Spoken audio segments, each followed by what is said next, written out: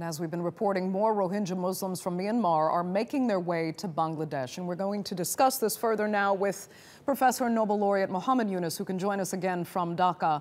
Professor Yunus, thanks so much for joining us again.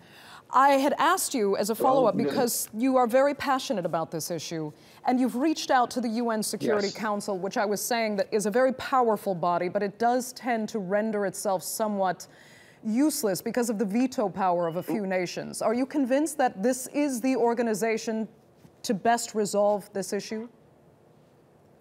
We have to keep trying. I mean, just because the veto power, it doesn't have to be abandoned completely. We keep trying, and I thought this is the best thing we can do in this case, pay attention to the threat to the peace, because that's what the peacekeeping is all about, the security and the peace. That's what the responsibility of the Security Council. And now the breach of peace is imminent because of the way the things are developing here. The humanitarian crisis is happening, and the flow of human beings are coming continuously, getting bigger and bigger. Women and children are at risk. Burning of houses are there. So all this together, I thought this is the best forum that I can bring, is a global forum where I can bring all those things to their attention. If they think this is not the right forum, they can direct me to go to someplace else. But I have to see that this is resolved quickly, because if it takes time, it will become an intergovernmental or inter-country problem. It shouldn't be just let it escalate into such kind of destabilization of the situation as it shows signs of. Because you noted in your open letter that one of your fears is that the United Nations will be wringing its hands again and saying, after saying never again with what happened in Rwanda, we'll see a repeat of this because of the lack of action taken on the Rohingya crisis.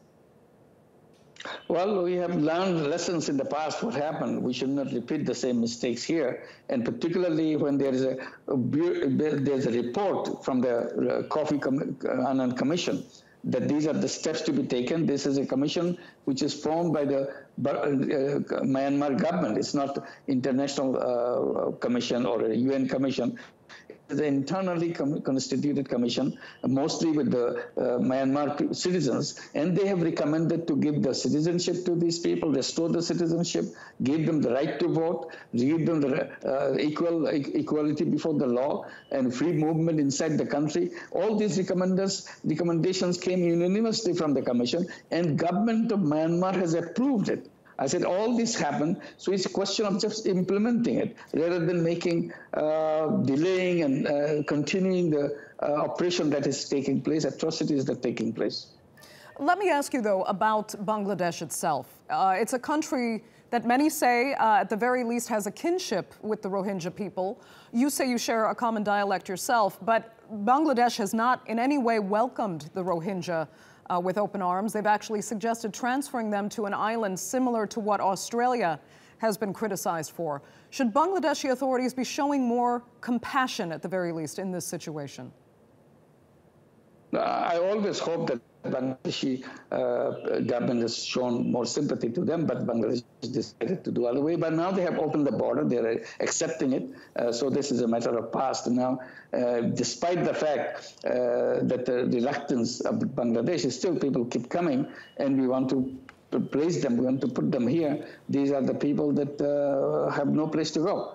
So we ourselves, as Bangladeshis during our liberation war, we took shelter in India. More than 10 million of us from Bangladesh went across the border to take shelter in India. So we have that experience ourselves in our generation. We have done that. So it's the similar thing happening, coming away from the atrocities and the repression of the government. They are taking shelter to Bangladesh, and we should be open armed about that. Professor Yunus, is the kind of action you'd like to see reflected in Turkey's foreign minister and first lady visiting Bangladesh today?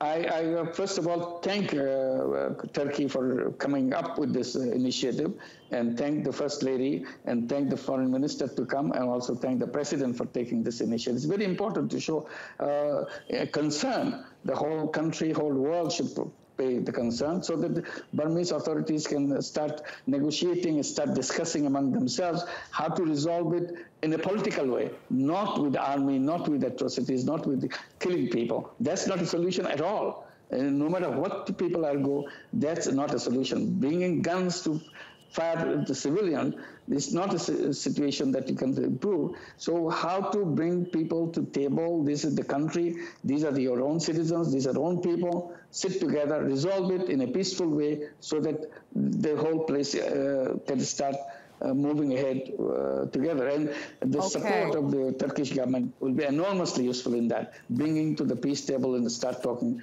to the resolution of the problem. Okay. Professor Mohammed Yunus joining us there from Dhaka. Thank you so much for your time.